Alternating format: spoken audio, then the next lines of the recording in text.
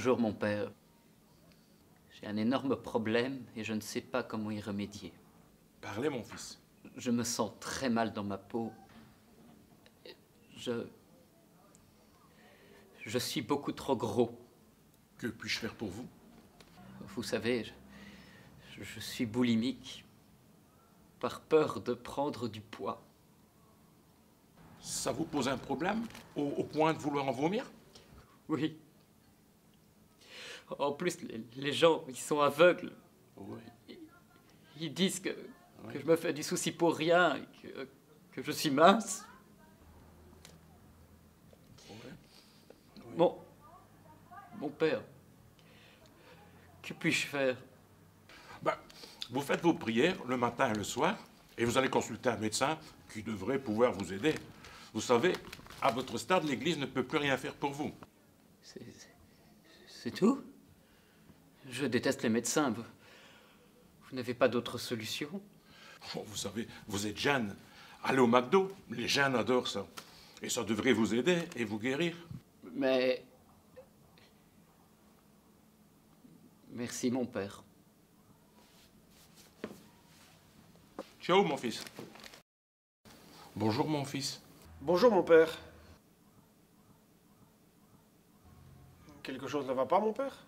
Oui, vous savez, à force d'écouter les problèmes des gens sans suivre leur évolution. C'est-à-dire, vous ne les voyez pas après les avoir conseillés? Non, justement, pour une fois, j'aimerais bien les revoir après la résolution de leurs problèmes. Mais vous savez, j'entends des problèmes à longueur de journée et j'en oublie les miens. Mais une fois qu'ils reviennent, c'est le drame. Et qu'avez-vous comme problème mon père? Ben, écoutez, j'ai trompé ma femme avec mon meilleur ami. Quoi? C'est inacceptable, mais Dieu est capable de vous pardonner. En venant vous confesser, vous vous êtes libéré d'un poids énorme. C'est déjà un grand pas en avant. Il vous restera maintenant simplement à en discuter avec Dieu et avec vous-même. Merci, merci mon père. Pardon, mon fils.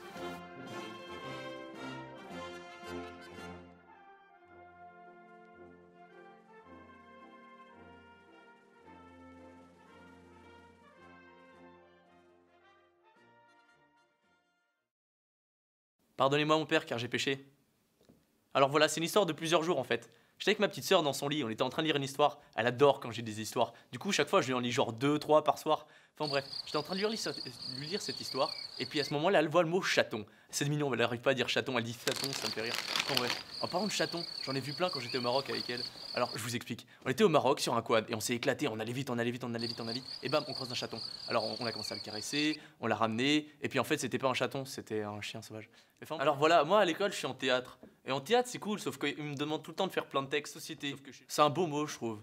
Enfin, bref. Et puis à un moment, t'as ma pote qui fait viens, Baptiste, parlons de la société. Et puis elle commence à me dire vas-y, parle.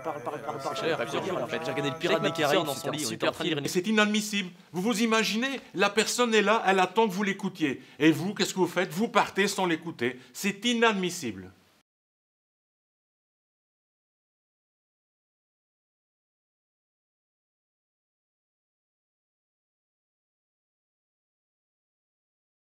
J'ai volé. J'ai passé toute ma vie à le faire et je suis prêt à me confesser. Pourquoi vous avez volé? J'ai violé une ado, je sortais d'un bar et j'étais bourré et je l'ai violée.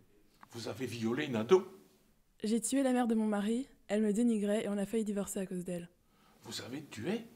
J'ai dealé de la drogue à un garçon de ma classe et été défoncé en cours. C'est pas bien, hein? Je suis entrée par effraction chez mon copain parce que je pensais qu'il me trompait. Votre copain? J'ai pas aimé la photo de ma copine. Excusez-moi? Vous avez bien entendu. J'ai pas aimé sa photo. Elle m'a unfollow et m'a quitté. Je suis vraiment débile. Même mon père. Je l'aime, vous savez.